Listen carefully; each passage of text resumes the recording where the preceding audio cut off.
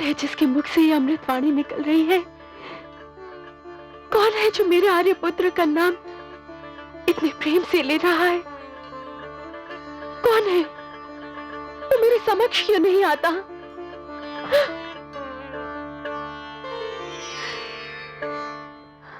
जय श्री राम। कौन है आप? मैं प्रभु श्री राम का दूत हनुमान हूं माते।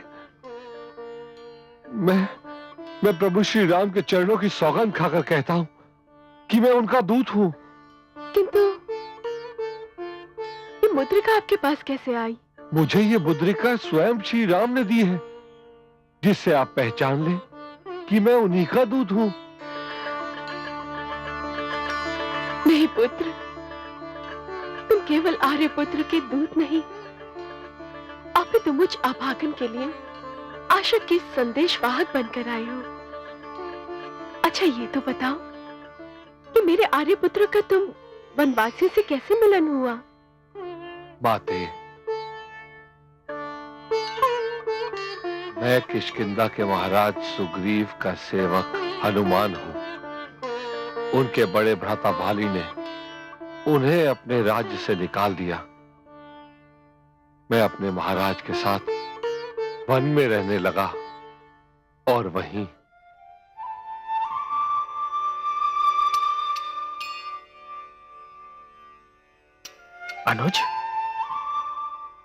अनुज,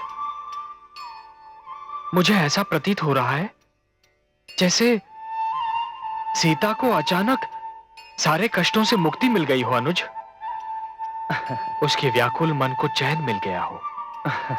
अवश्य भ्राताश्री, अवश्य। आपका कोई भी कथन मर्म से रिक्त नहीं होता। हो ना हो पवन सुत हनुमान या युवराज अंगद को भाभिशी का पता मिल गया है। उन्होंने अवश्य भाभिशी को ढूंढ निकाला होगा। ईश्वर करे तुम्हारी वाणी सत्य सिद्ध हो, ऐसा ही हो। ईश्वर करे पवन सुत हनुमान सीता तक पहुंच गए हो। न जाने क्यों अनुज, ऐसा लग रहा है जैसे किसी ने मेरी सारी वेदना पर, सारी व्यग्रता पर शीतल लेप रख दिया हो। सत्य कही हनुमान, क्या मेरे आर्यपुत्र मुझे सचमुच भूल गए हैं? वो इतने निष्ठुर तो कभी नहीं थे कि इतने दिन बीत गए और उन्होंने मेरी सुधि तक नहीं ली। क्या मेरे आर्यपुत्र को अपनी इस अभागन, इस वियोगन का ध्यान नहीं आता?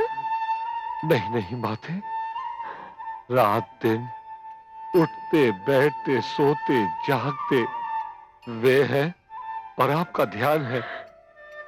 वे रह की जिस अग्नि में आप चल रही, उसी में वे स्वयं भी जल रहे हैं।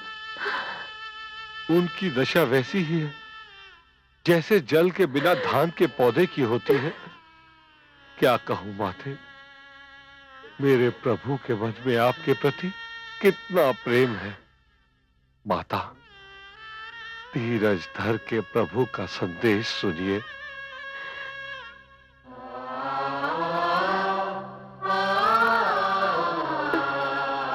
सीते, तुम क्या गई? ऋतुओं का आनंद ही मुझसे रूठ गया। वृक्ष के नए कोमल पत्ते शूल के समान, रात्रि काल रात्रि के समान, शीतल चांदनी झुलसाती धूप के समान, वर्षा खौलते तेल के समान और मंद सुगंधित पवन सर्प की विषभरी फुंकार के समान लगती है।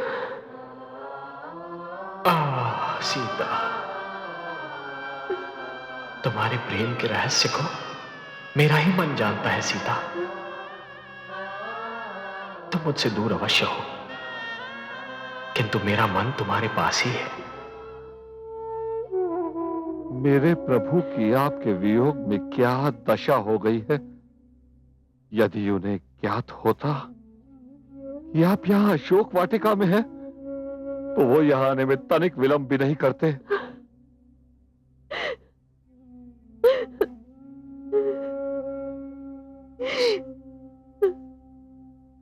मत रोइए माता, मत रोइए, मत रोइए।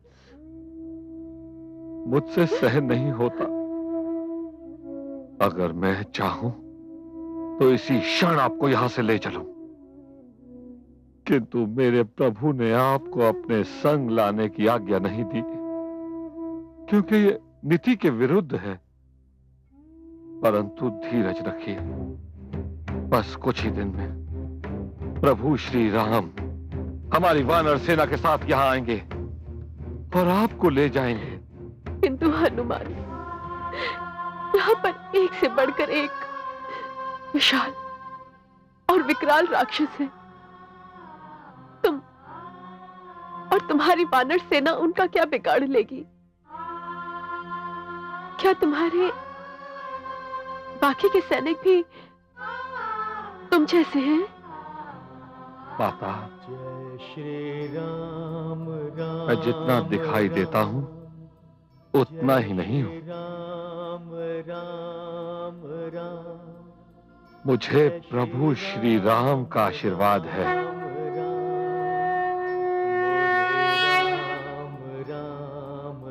जय श्री राम।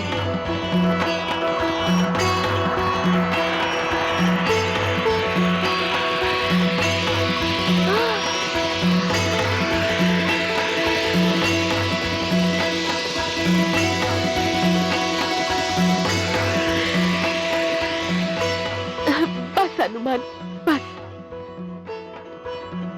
अब मुझे विश्वास हो गया है कि तुम कौन हो।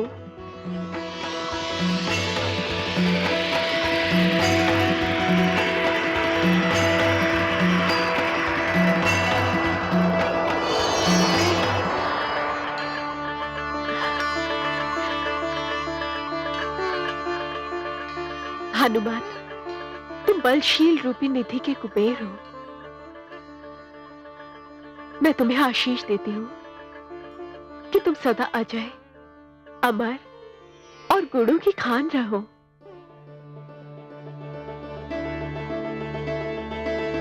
मैं कृतार्थ हुआ माता। अब शीघ्र जाओ हनुमान और मेरे आर्यपुत्र को मेरा समाचार दे दो।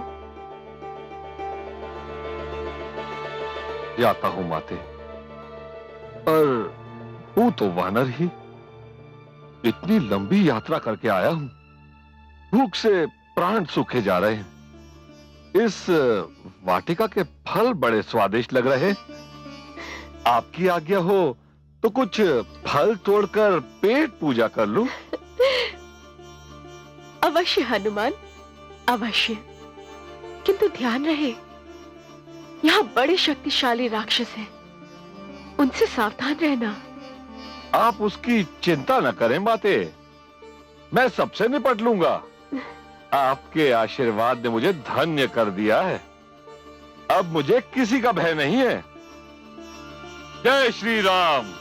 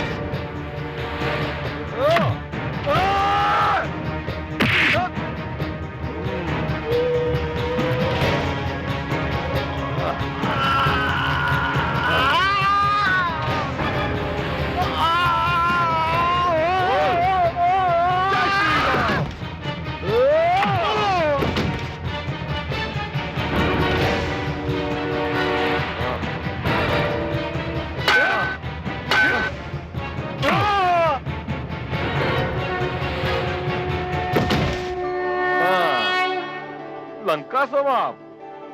जय श्री राम।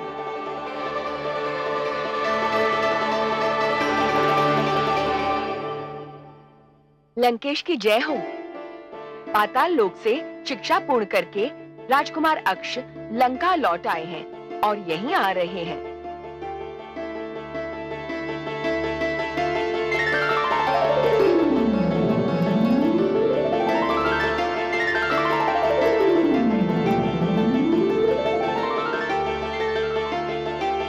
पुत्र अक्ष कुमार, प्रणाम माता श्री।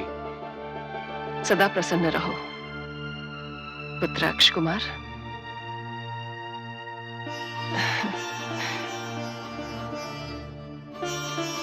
एक वर्ष के उपरांत आए हो, मेरा स्मरण भी नहीं हुआ। हुआ क्यों नहीं माता श्री, और जैसे ही हुआ आपके चरणों में आ गया।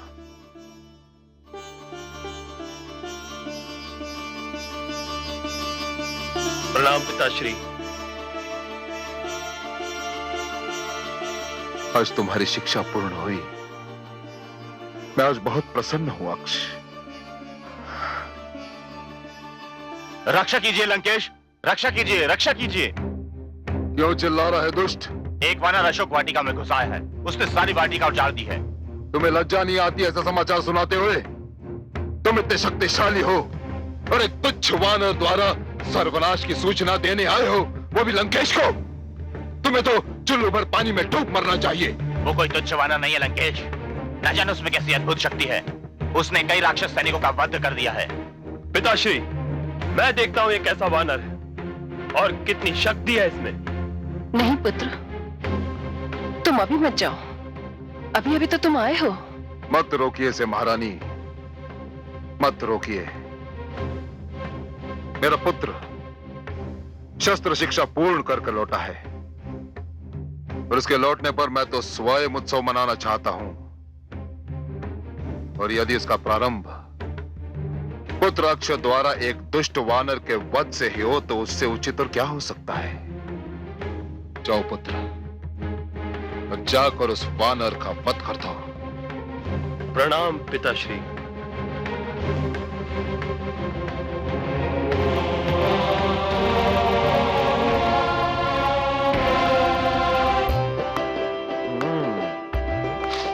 छी, कच्चा। हाँ?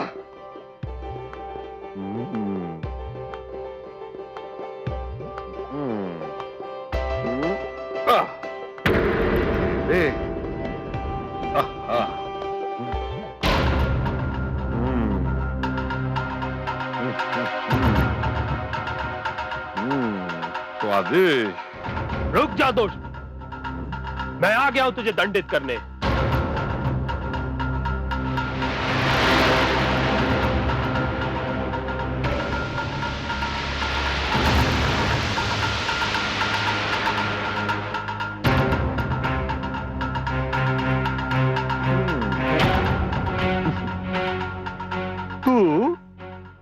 तू मुझे दंडित करेगा शिशु? तेरे मुख से तो अभी दूध की सुगंध आ रही है। अरे तू है कौन? मैं लंकेश पुत्र अक्ष हूं धूर्त। ओह, तो तू रावण का पुत्र है। वो स्वयं नहीं आया, तुझे भेज दिया। जा अपने पिता को भेज बालक, तू जाके खेल। तेरे अभी खाने खेलने के दिन हैं। संभाल दुष्ट, 2 पल में तुझे पता चल जाएगा कि कौन बालक है और कौन योद्धा।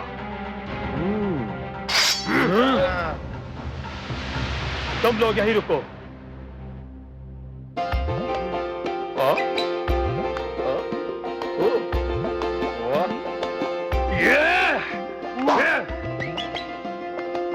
आजा आजा। तुम नाच क्यों रहा है धूर्त? ओ, तुझे मेरा नाच दिखाई दे रहा है, अपने सर पर काल नाचता दिखाई नहीं दे रहा।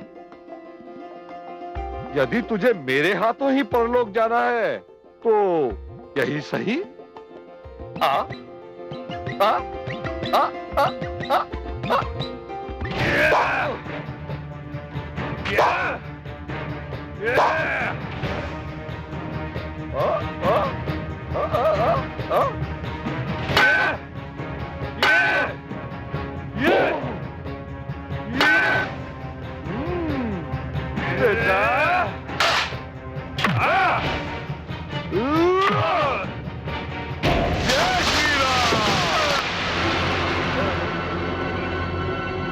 जय श्री राम।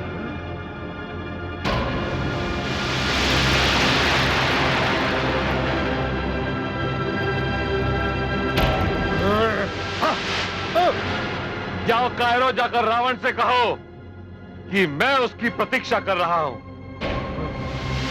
अरे ओ, रुको। इस बालक को तो लेते जाओ। मैं कोई असुर नहीं जो इस शव को सड़ते हुए देखूं।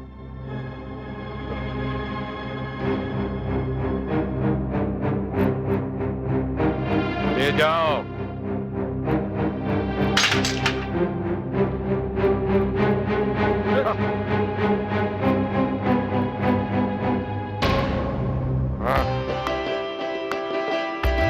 मिट गई।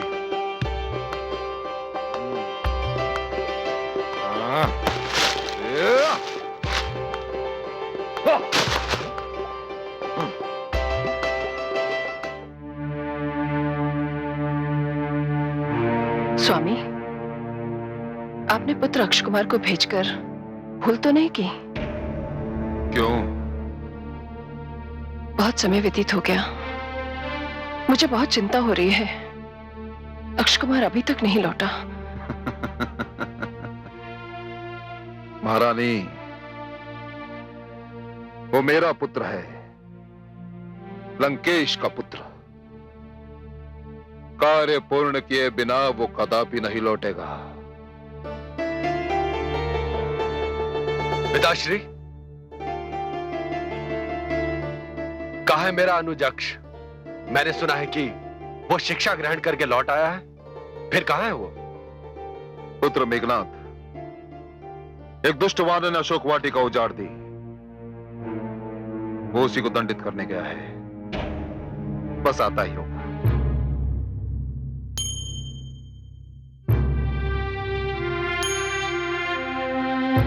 ये क्या हुआ? क्षमा करें लंकेश, हमें खेद है कि हम राजकुमार अक्ष को उस दुष्ट वानर के हाथों नहीं बचा सके।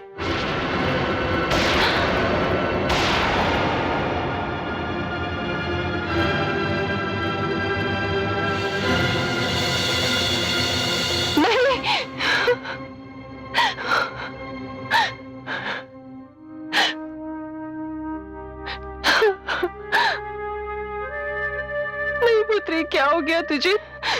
अभी तो तू हंस बोल रहा था, चल फिर रहा था। ये तुझे क्या हो गया पुत्र? मैं तो तुझे जी भर कर देख भी नहीं पाई। ये क्या हो गया मेरे पुत्र? ये क्या हो गया?